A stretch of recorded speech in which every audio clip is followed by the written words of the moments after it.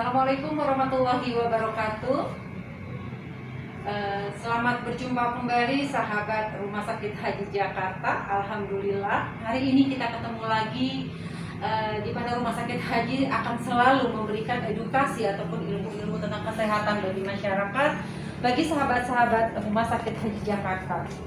Alhamdulillah pada hari ini kita kedatangan narasumber yang luar biasa. Beliau adalah dokter spesialis penyakit dalam, yaitu Dr. Agus Salim Krisanto, spesialis penyakit dalam itu. Mungkin pada saat ini dengan fase pandemi yang sudah 1 tahun ya dok ya, mungkin banyak juga orang yang bisa jadi masih ada yang takut ke rumah sakit. Nah, untuk hari ini kita akan membahas khusus tentang penyakit diabetes di masa pandemi COVID-19. Kita akan mengenal dulu sekilas tentang apa sih itu diabetes dulu sebelum kita ke masa pandemi. Mungkin nanti Dr. Agus Salim silakan memperkenalkan ke kami nih dok, kita apa sih itu diabetes, kemudian kadang-kadang ada juga orang pradiabetes, kemudian diabetes, gimana itu dok perbedaan-perbedaannya? Baik, Assalamualaikum warahmatullahi wabarakatuh. Selamat siang semuanya, salam sehat untuk kita dan pemirsa semua di rumah. Alhamdulillah siang ini kita bisa bertemu Mbak Ros ya. Sebelumnya juga saya ucapkan terima kasih. Jadi penting emang pada kondisi pandemi sekarang ini kita membahas satu penyakit yang emang dia masih di angka nomor 2 tertinggi pada kondisi pandemi COVID, pasien yang dirawat ya, kita rawat dengan COVID ya, itu angka prevalensinya diabetes itu di nomor kedua. Nomor 1 itu hipertensi ya. Jadi memang penting perlu kita ingatkan kembali apa sih itu diabetes gitu kan, kemudian pradiabetes apalagi ya, dan macam-macam diabetesnya sendiri ya. Jadi untuk diabetes mellitus sendiri itu adalah kondisi di mana kadar gula darahnya itu melebihi dari nilai normal. Nah, untuk menilai itu kita memang harus melakukan pemeriksaan ya, mulai dari gula darah puasa ya, kemudian pemeriksaan gula darah 2 jam habis makan, dan bisa juga kita lakukan pemeriksaan tambahan yang lainnya seperti pemeriksaan HbA1c ya. Jadi kalau dia nilainya di atas nilai normal dan memang memenuhi kriteria untuk diabetes, mari kita anggap dia diabetes mellitus. Ya, apa itu juga pradiabetes? Nah, ini pradiabetes ya, dia nilainya juga di atas nilai normal, tapi belum mencukupi untuk mencapai nilai ya, dikatakan dia sampai diabetes. Gitu. Jadi ini sebenarnya sasaran juga, gitu. Karena sepertiga dari pradiabetes itu dia akan menjadi diabetes. Ini calon pasien gitu kan, artinya harus kita ini jangan sampai dia akan beneran menjadi diabetes. Sepertiganya lagi dia akan menjadi normal kembali, atau yang sepertiganya lagi dia tetap saja jadi pradiabetes. Nah, itu sehingga memang peran pentingnya banyak banget di sini untuk mengurangi angka diabetes tadi ya, terutama ini kan memang penyakitnya jangka panjang. Nah, banyak juga pertanyaan dari pasien, dok ini diabetes bisa sembuh apa enggak? Gitu. Nah, untuk menghadapinya sendiri banyak cara ya, untuk pasien, apalagi pasien-pasien yang masih usia muda dan sudah tervonis diabetes, itu biasanya untuk mengontrol gula darahnya naik turun, karena mulai dari ada bosan untuk minum obat gitu kan. Jadi ya usaha kita emang harus mulai dari pradiabetes tadi. Mungkin itu yang bisa Karena gini dok, orang kan kalau sudah dikatakan diabetes terus kayak langsung shock gitu kan dok. Tetapi mungkin kapan sih pasien itu dikatakan bahwa diabetes? Apakah pada saat dia dicek gula darah baru 1 kali di luar batas normal sudah dikatakan diabetes, atau ada tahapan-tahapannya dok? Ya, jadi memang biasanya kan pasien itu dia mendapatkan pemeriksaan gula darah sewaktu yang tinggi di atas nilai normal ya. Terus biasanya yang kedua lagi pada saat medical check up, oh ternyata gula darah saya tinggi. Yang ketiga lagi emang kondisinya emang pasien sudah diabetes lama. Jadi bisa emang dilihat dari gula darah sewaktu tadi yang nilainya angkanya di atas nilai normal, artinya kalau gula darah sewaktu di atas 200 ya. Itu bisa kita bilang kalau emang tidak ada gejala, gula darah sewaktunya di atas 200, kita lihat lagi faktor risiko yang lainnya. Jadi mungkin perlu kita lanjutkan dengan pemeriksaan berikutnya. Pemeriksaan gula darah puasa, mungkin dengan pemeriksaan 2 jam postprandialnya, 2 jam habis makannya, sama kita bisa lagi bisa HbA1c. Jadi kalau semua memang ya memenuhi untuk kriteria diabetes, ya kita bilang memang dia sudah menderita diabetes. Atau yang tadi pradiabetes, kalau ternyata misalkan gula darah puasanya di antara 100 sampai 125, nah itu mungkin dia pradiabetes. Ya, jadi memang perlu banyak juga kasus kan tidak ada gejala khas gitu kan pada saat medical check up dan nilainya di atas nilai normal. Tapi faktor risiko, nah itu yang perlu kita lihat, umurnya berapa, kemudian riwayat keluarga bagaimana, tahu kita lakukan pemeriksaan lanjutan lagi. Jadi kalau lebih pasti sih memang untuk medical check up ya dok ya. Ya. Pada saat kita tahu gula darah kita nih agak tinggi, untuk memastikan kembali apakah kita memang diabetes tidak, lebih baik adalah konsul langsung kepada dokter spesialis dalam khususnya untuk memastikan gitu ya. Ada juga dok nih tipe-tipe diabetes itu yang kadang-kadang masyarakat juga apa sih yang membedakan tuh beberapa tipe di diabetes dok? Oh iya, ini juga perlu kita sampaikan ya, karena masih ada juga pertanyaan, dok ada nggak sih itu diabetes tipe kering? Dok ada nggak sih itu diabetes tipe basah? Gitu ya. Memang dulu mungkin dilihatnya, oh ini saya diabetes, luka saya yang susah sembuh. Oh mungkin saya diabetes tipe yang basah gitu kan. Iya. Ada lagi juga, oh ini saya diabetes tapi saya nggak ada luka apa-apa, jadi pikir oh saya ini jangan-jangan diabetes tipe kering ya. Itu mengambilnya mungkin dari situ asalnya. Tapi kalau untuk secara medis sebenarnya tidak ada istilah itu. Ya, jadi diabetes itu kita bagi klasifikasinya menjadi diabetes tipe 1, itu dimana memang kerusakan dari pankreasnya itu dia sudah, atau yang dari awal itu sudah tidak terbentuk insulin. Ya, pankreasnya memang sudah tidak bisa menghasilkan insulin. Ya, sehingga dia memang ketergantungan sekali dengan insulin. Yang kedua itu tipe berikutnya adalah diabetes tipe 2. Nah, ini yang paling banyak yang didapatkan di masyarakat itu diabetes tipe 2. Ya. Terus yang berikutnya yang ketiga adalah diabetes gestasional atau diabetes yang didapatkan pada usia kehamilan. Nah, jadi penting juga memang pada ibu-ibu yang sedang hamil, nah, pada awal-awal kehamilannya untuk pemeriksaan gula darahnya bagaimana. Karena kalau ternyata dia tinggi, itu juga akan mempengaruhi faktor perkembangan dari janinnya. Ya, yang diabetes yang keempatnya yaitu diabetes tipe lain. Ya, ini bisa juga oleh karena infeksi, ya, terus kemudian bisa juga oleh karena penggunaan obat-obatan. Itu juga banyak juga kasus-kasus seperti itu. Bahkan kondisi sekarang di pandemi COVID-19 ini itu pasien banyak juga kita dapatkan riwayat diabetes tidak ada gitu kan. Ya, riwayat diabetes tidak ada. Terus pada saat pemeriksaan itu kita temukan gula darahnya tinggi. Nah, itu dipicu oleh karena infeksinya. Setelah infeksinya teratasi, itu gula darah kembali normal kembali. Itu diabetes yang tipe lain. Hanya itu aja itu ya, klasifikasinya untuk diabetes. Jadi yang kita tahu bahwa kalau diabetes itu kan ketika orang kena itu sudah ibarat seumur hidup gitu. Kan perlu kontrol, perlu hal-hal yang memang harus dilakukan. Nah, untuk seberapa penting sih dok untuk menjaganya dalam fase masa pandemi ini dok? Baik, ya itu memang sangat penting sekali ya, karena diabetes orang biasa aja itu rentan terinfeksi COVID-19.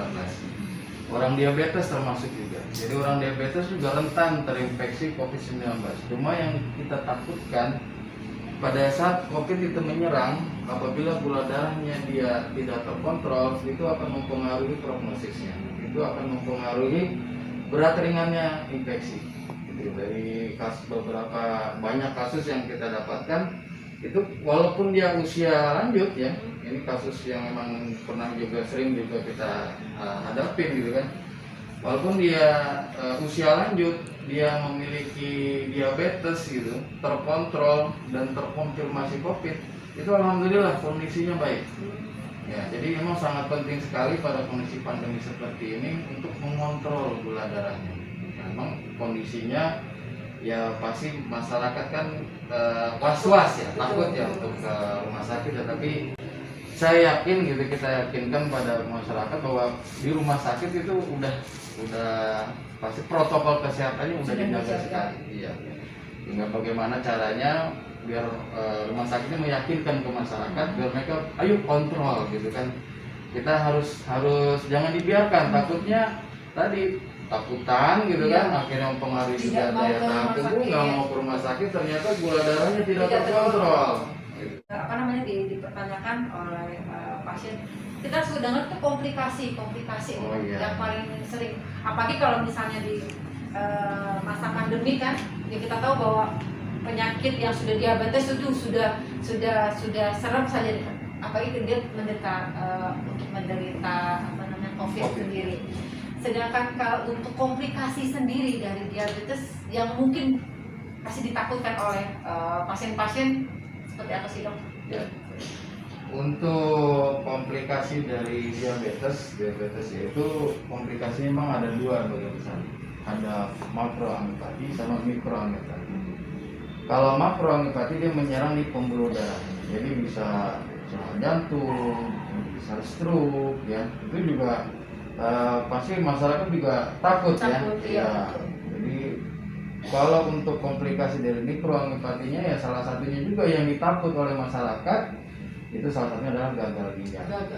Ya, jadi gagal ginjal itu merupakan salah satu komplikasi dari diabetesnya.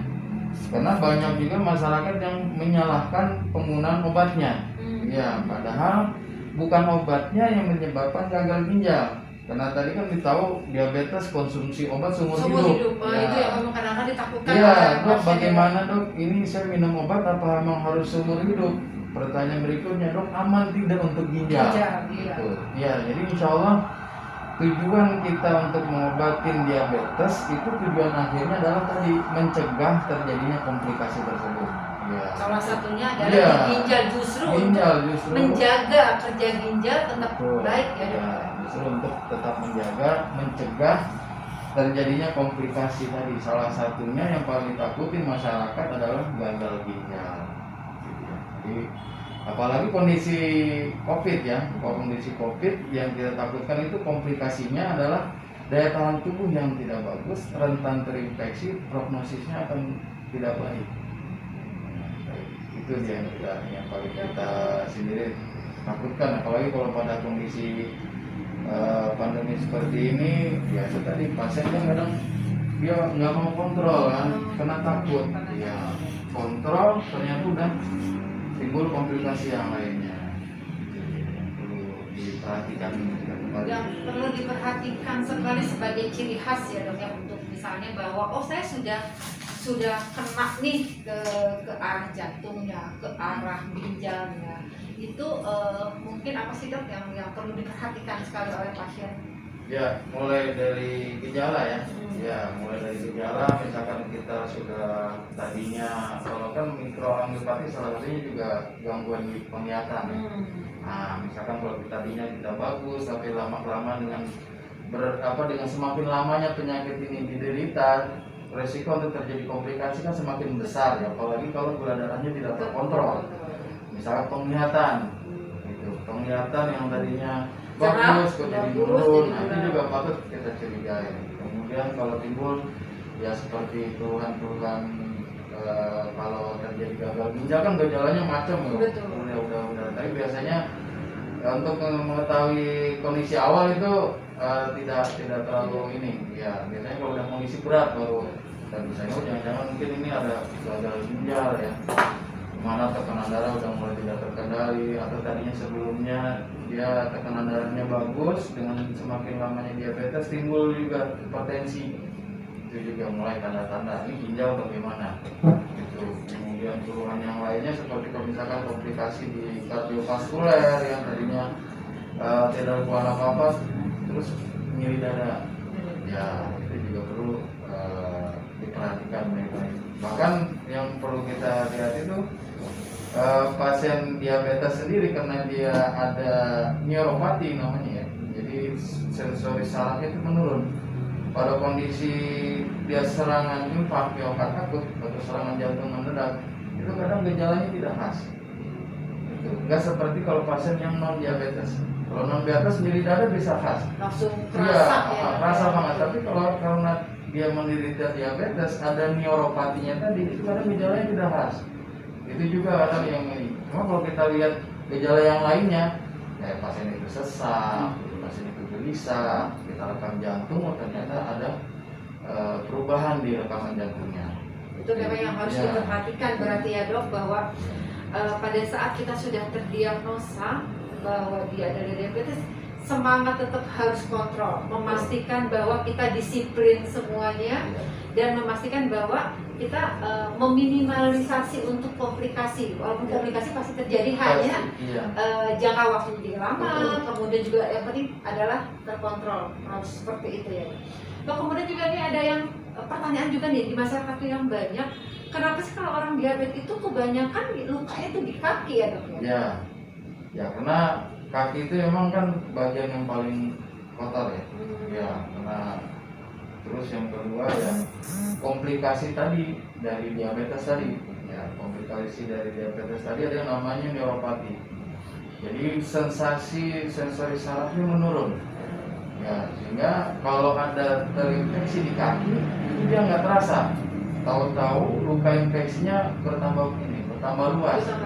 Iya, itu. Jadi memang itu paling bagian memang harus kita perhatikan baik-baik, karena komplikasinya dan ya resikonya tadi ya sampai kalau misalkan infeksinya sampai luas ya bisa kita tindakan untuk amputasi ya. Jadi tujuannya kan untuk menghindari itu ya, menghindari itu. Jadi memang pada penderita diabetes itu harus perhatikan memang kebersihan kakinya, potong kuku yang rutin, kemudian harus perhatikan ada bagian-bagian yang mengeras apa tidak di bagian kulit kakinya. Terus kemudian juga nggak boleh menggunakan alas kaki yang terlalu sempit ya. Kadang banyak juga pasien yang berinovasi karena mereka kan merasakan sensasi yang tidak nyaman di kaki ya. Ada yang merendam kakinya dengan air panas. Ya, dan itu perasaannya hilang ya, gitu ya.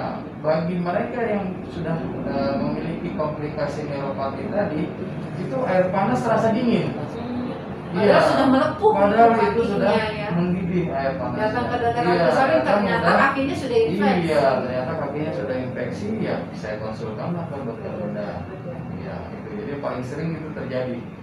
Terus ya kalau komplikasi yang lainnya ya mungkin kaki yang paling takutkan, karena tadi resikonya adalah amputasi kan.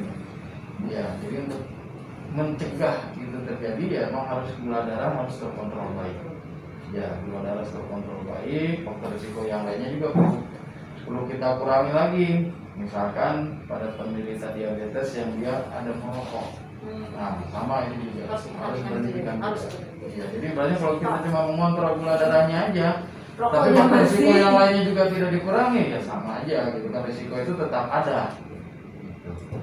Bagaimana sih dok cara untuk mencegahnya? Satu, kalau misalnya memang dia mungkin tidak ada bakat ataupun ada bakat untuk tidak terjadinya menderita diabetes itu sendiri dok.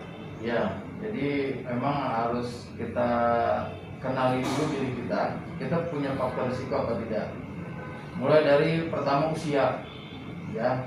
Kalau usia kita sudah meningkat di atas 40 tahun, maka kita sudah mulai hati-hati. Ya. Yang kedua, kita memiliki faktor keturunan apa tidak. Itu faktor keturunan diabetes ya. Ya. Kalau memang kita memiliki faktor keturunan diabetes, memang kita harus lebih hati-hati.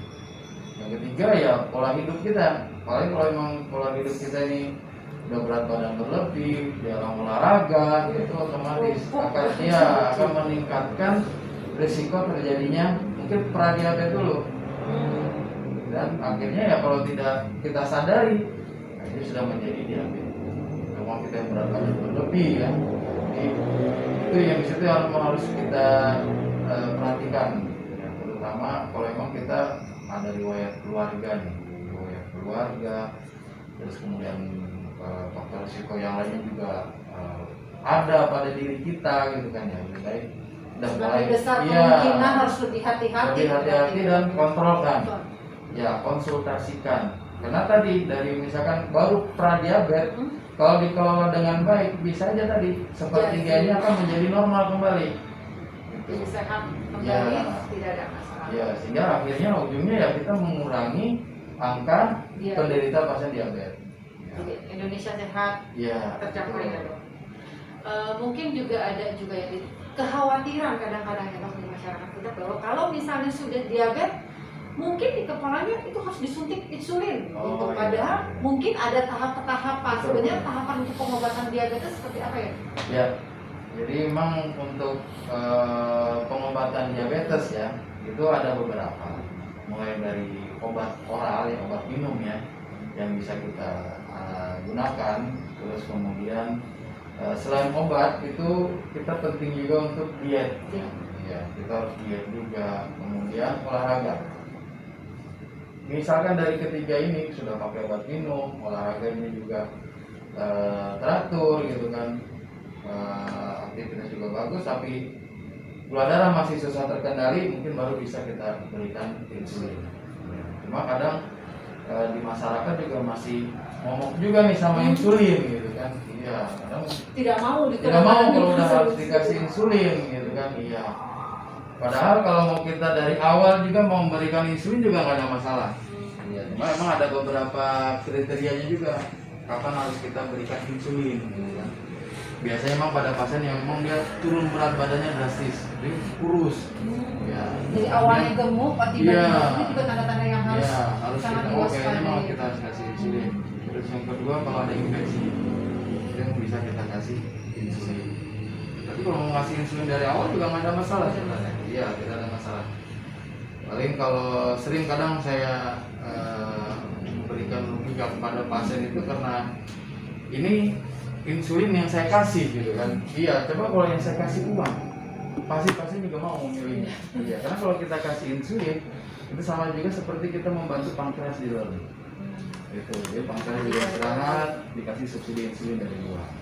Gitu. Ada juga dong pertanyaan nih, kalau misalnya pasien sudah pernah disuntik insulin, yang dikhawatirkan apakah kan seterusnya Ya. disuntik insulin ataukah memang nanti ada masanya memang juga stop gitu dong? Iya. Jadi memang tadi tergantung juga kondisi pasien pada saat kita kasih insulin tadi bagaimana. Kalau memang kondisinya tadi kalau karena ada infeksi gitu kan, setelah infeksi teratasi, gula darah bagus, bisa kita kembalikan lagi, kita menggunakan obat minum kembali. Tapi memang pada kondisi-kondisi tertentu, memang dia udah tidak bisa terkendali lagi pakai obat minum, ya emang harus insulin terus. Karena tujuannya tadi adalah mencegah komplikasi lagi. Iya, karena yang kita cegah, kenapa sih mau kasih insulin gitu kan? Karena tadi masih ada komplikasi-komplikasi yang mau kita cegah. Gitu. Terkadang juga ada beberapa kondisi juga, misalkan pasien yang kontraindikasi untuk diberikan obat minum. Jadi memang nggak bisa kita kasih obat minum nih karena gangguan ginjal gitu kan, kondisi gula darah yang masih tinggi, ya itu paling aman memang kita kasih insulin. Cuma momoknya itu kan kalau udah dikasih insulin nih, wah ini penyakitnya udah berat, iya, udah seterusnya. Akhirnya kadang pasien itu udah stres, takut, iya. Selalu pertanyaan yang keluar, dok nanti bisa lepas nggak insulinnya gitu kan? Iya, bisa lepas nggak dok nih insulin? Karena udah takut gitu kan? Ya itu kadang lagi saya tanyakan, ibu ini masalahnya saya kasih insulin. Kalau ibu saya kasih uang mau nggak? Mau dok. Itu. Jadi nggak ada masalah sebenarnya. Jadi tergantung juga kondisi yang lainnya juga mungkin bisa kita lihat kadang HbA1c. Ya kalau HbA1c-nya bagus, ya mungkin bisa kita coba turunkan. Ya. Kalau selama diturunkan kita monitor kembali, gula darah tetap terkendali, ya mungkin bisa lanjut. Tapi biasanya kalau udah memang riwayat sebelumnya sudah menggunakan 3 obat diabetes dan dia gula darahnya tidak terkendali, biasanya susah itu untuk kembali lagi pakai obat minum. Ini juga dok, mungkin juga perlu diedukasi juga kepada masyarakat terkait kalau sudah merasa gula darahnya sudah bagus, terus kemudian udah enakan badan nih, tiba-tiba tidak kontrol, obatnya juga langsung di stop. Apa sih dok itu nanti resikonya akan terjadi dok? Ya, akhirnya kan gula darah akan naik turun ya. Betul. Iya, permasalahannya itu gula darah naik kadang tidak ada gejalanya. Itu dia masalahnya. Itu. Tidak seperti kalau ada infeksi ya. Kalau ada infeksi demam, akhirnya kita akan saya sakit nih. Enak nih, langsung Iya, minum dokter. saya akan minum gitu kan. Iya, kadang tidak ada gejalanya, tidak ada tandanya. Merasa baik-baik padahal Iya. sudah peningkatan gitu ya. Betul, yang kita takutkan itu apa? Komplikasinya lagi, balik lagi. Komplikasi itu dia akan jalan terus. Itu dia. Jadi Apalagi- cukup berbahaya. Iya, jadi memang harus kita edukasi ya. Ya, Jangan stop sembarangan Iya, obat iya. sendiri, harus sesuai dengan dosis yang diberikan oleh dokter. Ya, jadi balik lagi yang penting itu pada pengobatan diabetes juga edukasi juga itu penting untuk kita lakukan. Nah, masyarakat itu juga kita juga harus tidak bosan-bosan untuk memberikan edukasi itu.